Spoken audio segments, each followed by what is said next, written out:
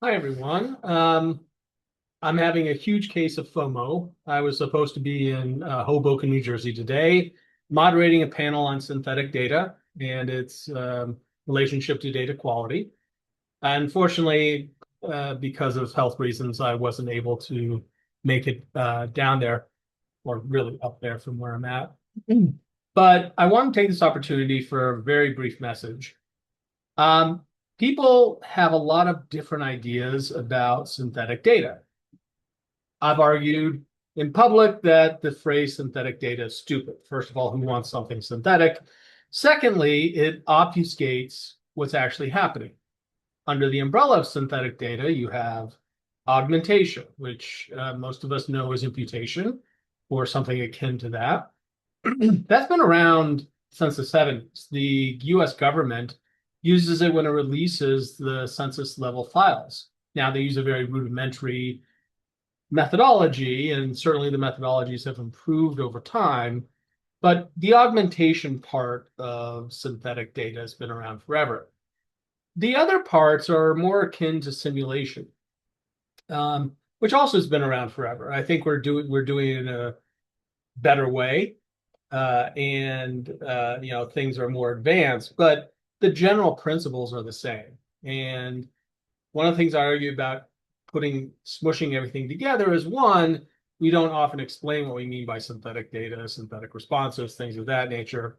And number two, um, people imagine the worst case, and whenever they hear that, at least that's my argument. That's one of the things that they discussed in the panel today, which I heard went incredibly well. Congratulations, guys. But I want to introduce you to something that I was just involved with on the periphery back in the 1990s. In 1998, a paper was published by Andrew Gelman, who was my former advisor, Gary King, and I'm going to get the name, last name is Liu, called Not Asked, Not Answered. Seminal paper, really important. It kicked off a lot of the hierarchical modeling that's being done in Bayesian statistics these days, or at least it was a great application of it. The premise of the paper is that if we want to understand all information available, we want to bring things in from disparate sources. And in this case, they were using the polls of the 1988 presidential elections. Now, here's what you may or may not know, because most times you hear about polls, all you're doing is looking at the horse race number, who's winning, who's losing. There's a lot of other information that goes into that, and that can be useful in analysis. The problem is in the polls of CBS versus the polls of NBC versus any other polls, they might have different questions along the way. I think one of the points was made of the 51 polls that they analyzed close to election day, 10 of them didn't even have ideology in it, which is, of course, important in any analysis. And so where I come in is I help code up some of the data. I ran some of the really early models on this. What they presented in their paper was much more advanced it was a hierarchical model. Um, and the term not asked, not answered is we're going to bring all this information together, consider it one data set effectively so we can analyze things over time, but we may not have asked a question in a particular poll. And so therefore, these folks didn't answer the question. And so the model they came up with was a hybrid where if the data was missing, but the question was asked in the survey, the majority of the information used to impute the information came from within that survey. If it wasn't asked, obviously there was no information that could come from that survey, and that's where they brought in information from other areas. This is actually we would call this today a synthetic data model. They did it right. They did multiple imputations, so they were able to estimate variance, which is one of my issues with most of the synthetic data these days, is you're not estimating what variances there is. But this was in the 1990s. I was working on it in 1994, and my rudimentary models still actually work pretty well. But now this is 30 some years ago. So the point is, we're talking a lot about synthetic data.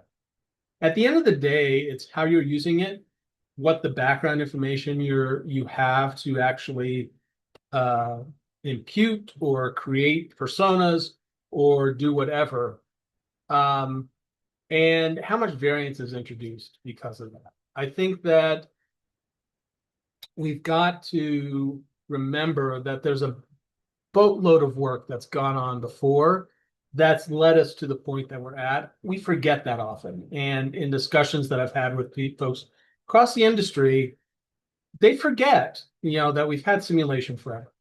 We doing it better? Yeah, I think we are. We've had imputation forever. Are we doing it better? Probably. Actually, though, going back and looking at Gelman, King, and Liu, um, I'm not sure we're doing it all that much better. For example, folks with synthetic data aren't using the multiple imputation approach. They're using a single imputation approach, which is problematic. But I just wanted to say, in this wonderful day where people had a great conversation about synthetic data, everything old is new again. Don't forget where we've come from. There's a lot of information out there. There's a lot of good work that's been done. Just because we gave something a new name doesn't mean the best practices and the principles that we've figured out over time that they go away. Those still are there. I've heard people argue that synthetic data means our variance is reduced at the outcome. Now, there's what we call regression in the mean, but when we talk about variance in terms of the output, um, given your input data, it's still based on that, and you've got to know where that's coming from in order to correctly assess the validity of the information. So I'm going to stop there. I just wanted to do a quick one today and say howdy to everyone. And sorry I missed the Insights Association data quality event. I know that was fantastic. Talk to you guys later. Bye bye.